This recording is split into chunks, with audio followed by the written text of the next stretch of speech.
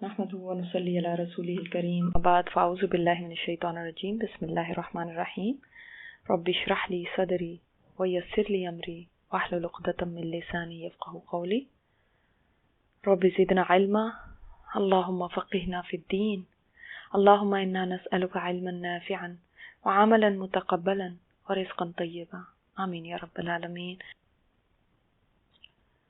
پھر وہ اللہ کون ہے، وہ رب العالمین کون ہے؟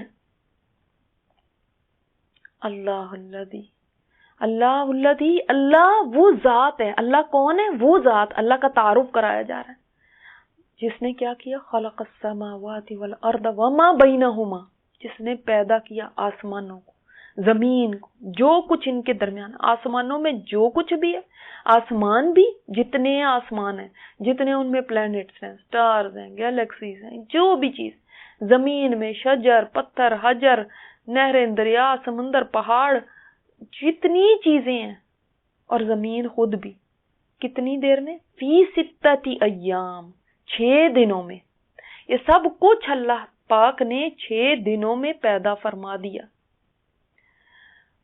یعنی اللہ تعالیٰ کی قدرت کو پہچانو، یہاں سے یہ بتایا گیا ہے کہ اس نے اتنا کچھ پیدا کیا، اس کی پھر ظاہر ہے صرف پیدا نہیں کیا، پھر اس کی حفاظت بھی کر رہا ہے۔ پیدا کر کے وہ فارغ ہو کے نہیں بیٹھ گیا، پھر آگے آپ پڑھیں گے اس کی مینٹیننس بھی کر رہا ہے۔ تو یعنی اللہ تعالیٰ وہ ہے جس نے یہ سب کچھ تخلیق کر دیا، یہ اس کی کتاب ہے، یہ اس رب کا کلام ہے جس نے یہ سارے بنا کے رکھ دیے تمہارے لیے۔ اب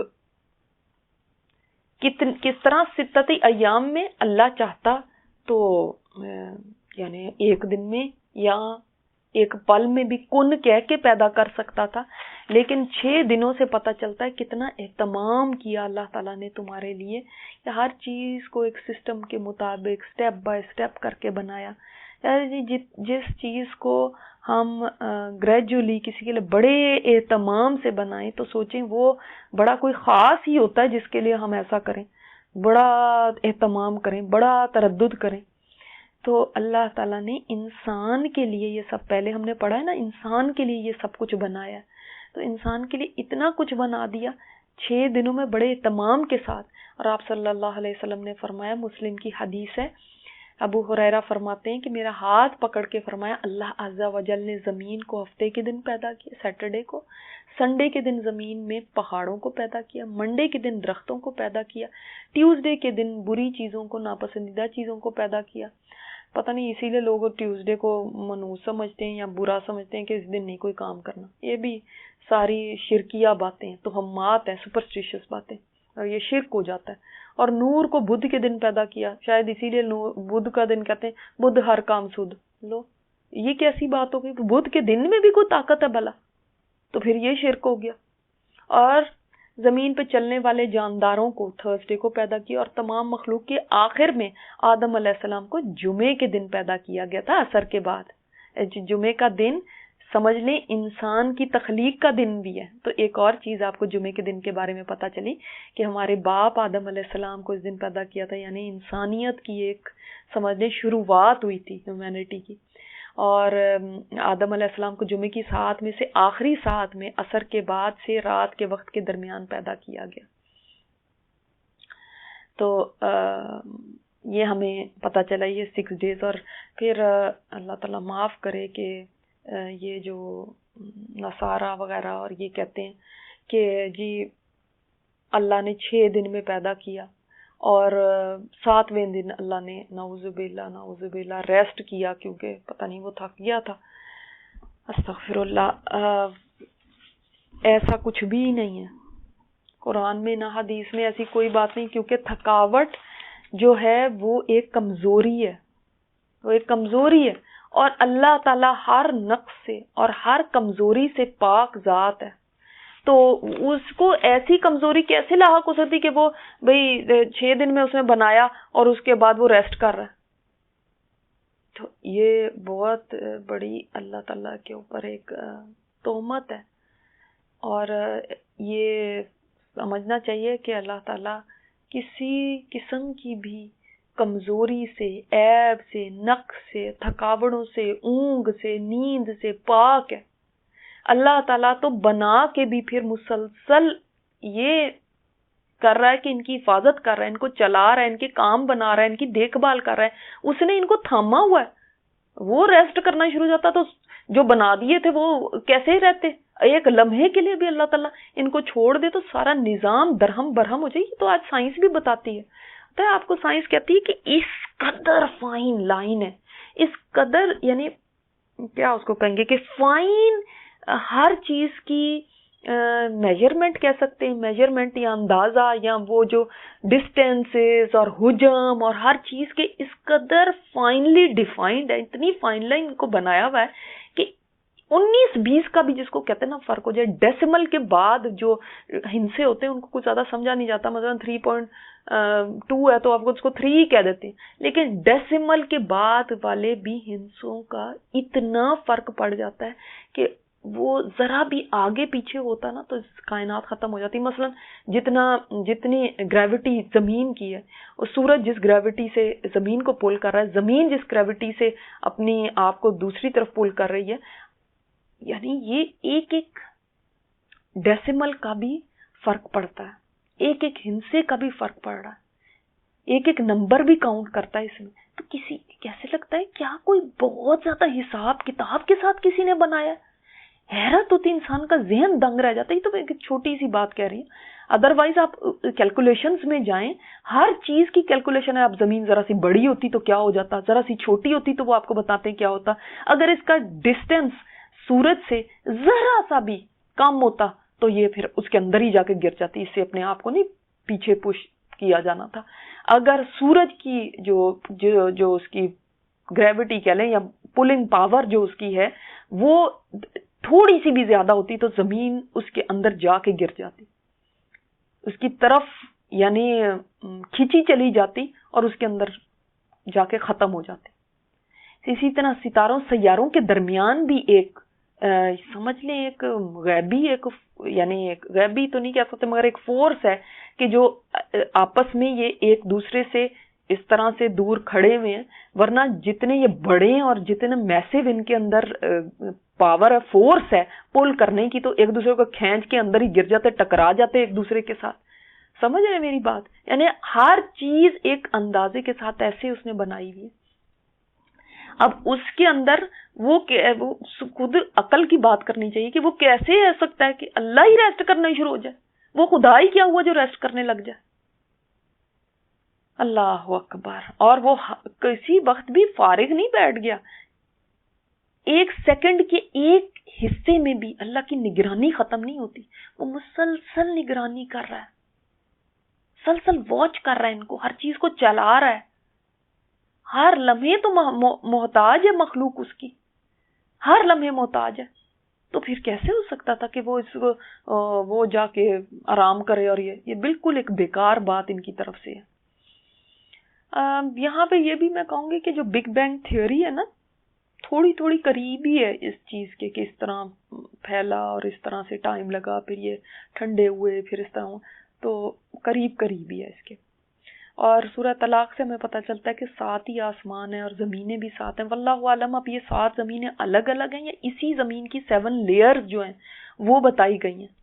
اور پھر آسمان بھی جو 7 ہیں، ہر آسمان نے نچلے والے آسمان کو گھیرا ہوا ہے۔ آپ سوچیں، سبحان اللہ! تو ہر جو نیکسٹ آسمان ہے نا وہ نیچے والے سے زیادہ بڑا ہی ہوا نا پھر، کیونکہ اس نے اس کو گھیرا ہوا ہے، انکمپس کیا ہوا ہے۔ تو پہلا اس سے بھی بڑا دوسرا، اس سے بھی بڑا تیسرا، اس سے بھی بڑا تیسرے سے بڑا چوتھا، چوتھے سے بڑا پانچواں، 5 سے بڑا چھٹا، اسی طرح 7ویں سے بڑی پھر کرسی ہے جس نے پھر سارے ہی آسمانوں کو گھیرا ہوا ہے، سبحان اللہ! اور پھر اس کرسی کو کہا گیا، اب اس کو کوئی بھی امیجن نہیں کرنے کی ضرورت، نہ کہ بس جیسے ہمیں بتا دیا گیا ویسے ہی میں آپ کے سامنے رکھ دوں گی، مگر ہم نہ اس کو سمجھ سکتے ہیں۔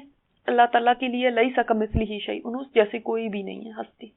تو کرسی کو کہا گیا اللہ کے قدموں کی جگہ ہے، جیسے ایک سٹیپ سٹول کہہ سکتے ہیں۔ اور اس کرسی کے بھی اوپر اللہ کا عرش ہے، ثم استوى علی العرش، وہ اپنے عرش پہ مستوی ہے۔ عرش جو ہے وہ سوچیں کہ کتنا بلند ہے اور عرش اللہ کی سب سے بڑی مخلوق اور سب سے اونچی مخلوق ہے، سمجھ لیں بلند مخلوق ہے. تو عرش کرسی سے بھی اوپر ہے.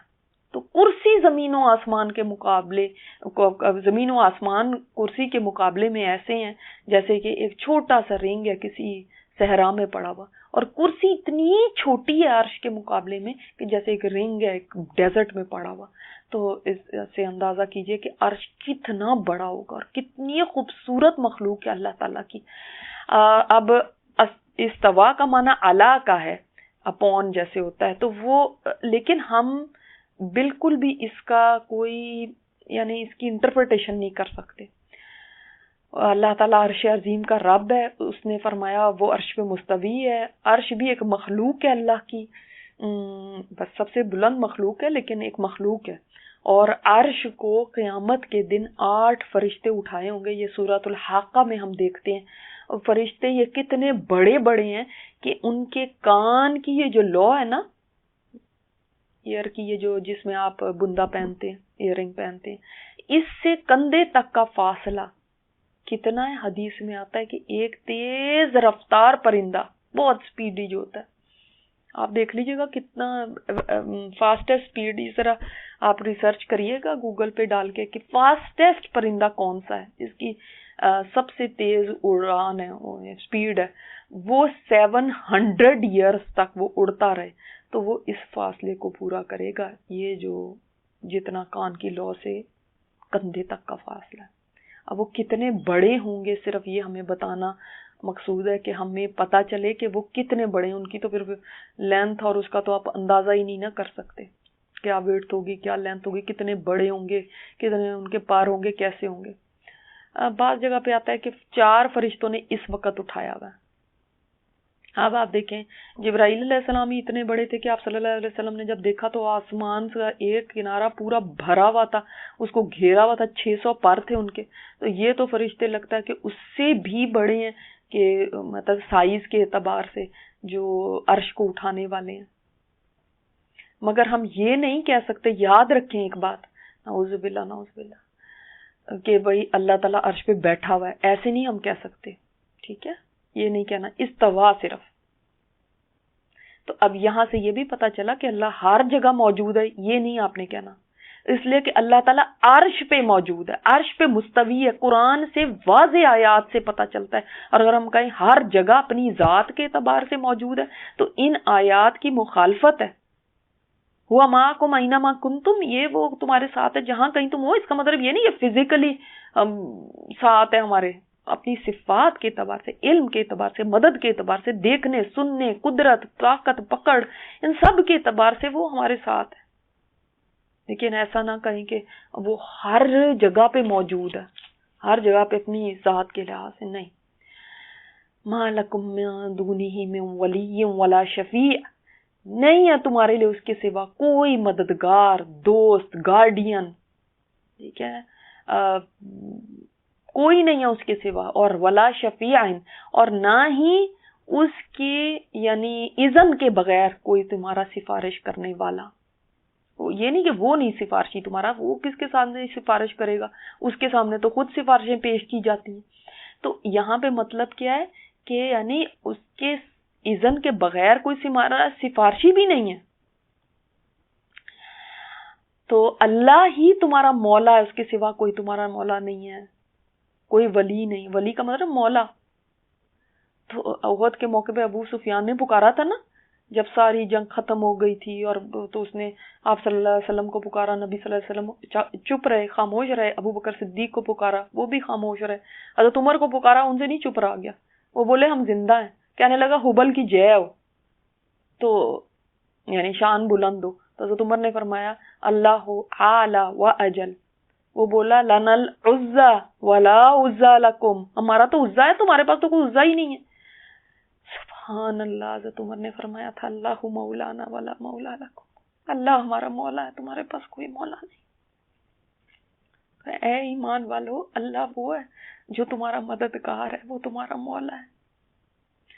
یعنی یہ کتنی بڑی بات ہے ایک مومن کے لیے، تسلی کے لیے، کہ تمہارا مددگار وہ ہے جو کائنات کا رب ہے، جو آسمان و زمین کا بنانے والا ہے.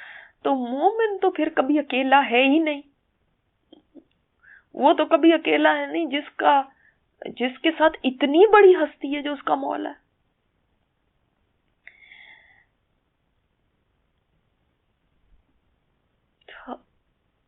آپ یہ دیکھیں نا کہ مثلاً ایک ملک کا صدر ہے، کوئی ملک کا صدر یا ملک کا بادشاہ کتنے لوگوں کو جانتا ہوگا یا کتنے لوگوں کے آگے دوستی کا ہاتھ پڑے گا. اس کو تو یہ بھی نہیں پتا ہوتا میرے ملک میں رہنے والے ایک ایک بندے کا کیا نام ہے، اس کو نہیں پتا ہوتا. وہ بس یہ جانتا ہے اس شہر میں ہو سکتا ہے یہ جانتا ہو اتنی پاپولیشن ہے یا کچھ ہے، اس کو کہاں پتا ہے کون کہاں میرا نام کیا ہے، میں کہاں رہتی ہوں. اس کا بادشاہ کو کیا کنسرن؟ جتنا بڑا کوئی پاورفل ہوتا ہے اتنا ہی اس کے پاس اتنے اور کام دھندے ہوتے ہیں. اس کو کیا کہ یہ اتنی سی ایک میرے ملک میں رہنے والی ایک عورت، واٹ ڈز ہی کیئر. لیکن اللہ کائنات کا مالک ہو کے وہ ایک ایک بندے کا نام جانتا ہے، اس کو پہچانتا ہے، اس کے ویئر اباؤٹس، اس کی ماضی، حال، مستقبل سب کو جانتا ہے، اور وہ اپنا دوستی کا ہاتھ بڑھاتا ہے، فرماتا ہے میرے سوا تمہارا کوئی ولی نہیں ہے، کوئی دوست نہیں تم پاؤ گے. آپ اندازہ کریں کہ انسان تیری جو اللہ پر ایمان لانے والا ہوتا ہے، سچا ایمان والا جو ہے، اس کی ویلیو کتنی ہے کہ اتنا عظیم رب کہاں وہ اور کہاں یہ انسان. اور وہ فرماتا ہے یہ میری ولایت تیرے لیے ہے. وہ ولایت اپنی آفر کرتا ہے، اپنی دوستی تم کو آفر کرتا ہے. کیا تم ایکسپٹ کرو گے؟ ہمیں تو دیکھیں، اگر یہاں کا بادشاہ ہمیں کہہ دے، کوئی ہمارا نام ہی یاد رکھ لے، دوستی کو تو چھوڑے، یا دوستی کیا کرنی ہوگی کسی نے، وہ تو چھوٹے چھوٹے لوگوں سے دوستی ہی نہیں کرتے، بڑے بڑے لوگوں سے ہی کرتے ہیں. چھوٹے لوگ کیا ان کے آگے ہیں. تو ایسے تو پبلک بہت ساری ہے، تو اللہ کی تو اس سے بھی زیادہ مخلوق ہے. لیکن اللہ تعالیٰ سبحان اللہ، یعنی اتنی چھوٹی سی اپنی ایک مخلوق کا بھی کتنا اس کو خیال ہے کہ وہ خود آفر کر رہا ہے کہ میں تمہارا دوست ہوں، میں مددگار ہوں، تمہارا حمایتی ہوں، میں ہوں جس کے آگے تمہارے لیے سفارش کی جائے گی، اس کے اذن کے بغیر کسی کو سفارش پیش کرنے کی بھی اجازت نہیں. وہ بتا رہا ہے نا ہمیں کہ میں کتنا قریب ہوں تم سے. کلوز فرینڈ کو بھی ولی کہتے ہیں، بہت گہرا دوست. تم کبھی یہ نہ سمجھنا کہ تم اکیلے ہو، تم یہ نہ سمجھنا کہ تمہیں بس چھوڑ دیا سب نے اور کچھ نہیں ہے، کوئی نہیں ہے تمہارا، میں ہوں دوست تمہارا. تو وہ دوستی کا ہاتھ بڑھا چکا ہے یہ بات فرما کے. ہمیں اب آگے بڑھنا ہے اور اس دوستی کو یعنی ایکسپٹ کرنا ہے. کیا پھر ہم آگے بڑھتے ہیں اس کی طرف، اس کے ساتھ تعلق بڑھاتے ہیں ہم؟ تو کتنی پیاری بات ہے کہ اس مالک کے مقابلے میں واقعی تمہارا کوئی ولی نہیں ہے. اور انسان دنیا میں کسی کو بھی، دنیا میں بھی، آخرت میں تو ہے ہی وہ ولی، لیکن دنیا میں بھی اگر انسان کسی کو ولی بنانا چاہے نا، بعض دفعہ تو لوگ آپ کے لیے اویلیبل ہی نہیں ہوتے. کسی کے پاس کیا ٹائم ہے. بعض دفعہ یہ ہوتا ہے اویلیبل بھی ہیں تو وہ آپ کی بات کو سمجھ ہی نہیں پاتے، آپ کے جذبات ہیں کیا، آپ کہنا چاہتے ہیں کیا، آپ کی مجبوری ہے، آپ کا غم کیا ہے، آپ کی فکر کیا ہے، آپ کی ضرورت کیا ہے، وہ نہیں سمجھ سکتے. وہ آپ کے شوز میں آ ہی نہیں سکتے. اور کوئی اگر آ بھی جائے، اگر کوئی سمجھ بھی لے آپ کی بات، وہ کچھ کر نہیں سکتا. تو یہ تو مددگار بھی ولی میں آتا ہے. وہ تمہارا مددگار جیسا ہے، وہ تو مدد بھی نہیں کر سکتے. تو یہاں سے پتا چلا کہ ولی بھی ہو وہی، اور کوئی تمہارا شفیع نہیں ہے. یعنی یہ نہیں کہ وہ تمہارا شفیع ہے، یہ نہیں مطلب ہے کہ سفارش کا اذن وہ عطا فرمائے گا. جیسے قیامت کے دن انبیاء کو، اولیاء کو، مومنوں کو بھی موقع دیا جائے گا، حافظ قرآن کو، شہداء کو، بعض غریب لوگوں کو جو جنت میں جا رہے ہوں گے. رمضان کا مہینہ سفارش کرے گا، سورہ ملک سفارش کرے گی. تو یہ بہت ساری چیزیں آتی ہیں حدیث میں جو سفارش کریں گی. قرآن سفارش کرے گا, شفاعت کرے گا. افلا تتذکرون, کیا پھر تم نصیحت نہیں پکڑتے ہو, تم سوچتے نہیں ہو, غور و فکر نہیں کرتے؟ اللہ اکبر, کیا تم ان ساری باتوں کو سن کے بھی انکار پہ جمے ہوئے رہتے ہو جیسے کہ سنا ہی نہیں؟ اللہ اکبر. تو یہ شفاعت کا بھی جو کانسیپٹ ہمارے یہاں بہت ہی اس کو بھی ڈسٹارٹ کر دیا گیا, اور ہم یہ سوچتے ہیں کہ جس کو ہم پکڑ لیں وہی, جس کو ہم سمجھیں وہی سفارشی ہوگا. ہمارے کہنے سے کوئی سفارشی نہیں بن جائے گا جب تک کہ اللہ نہ اذن دے. تو پھر اگر اللہ کا اذن نہیں ہے تو پھر کوئی سفارش نہیں کر سکتا, یہ یاد رکھیے. اور اللہ بھی جس کے لیے چاہے گا اس کے لیے کسی کو شفاعت کی اجازت دے گا, جس کو چاہے گا شفاعت کی اجازت دے گا, جس کے لیے چاہے گا. ٹھیک ہے. سبحانک اللہم و بحمدک, نشہد ان لا الہ الا انت, نستغفرک و نتوب الیک. سبحان ربک رب العزۃ عما یصفون, وسلام علی المرسلین, والحمد للہ رب العالمین.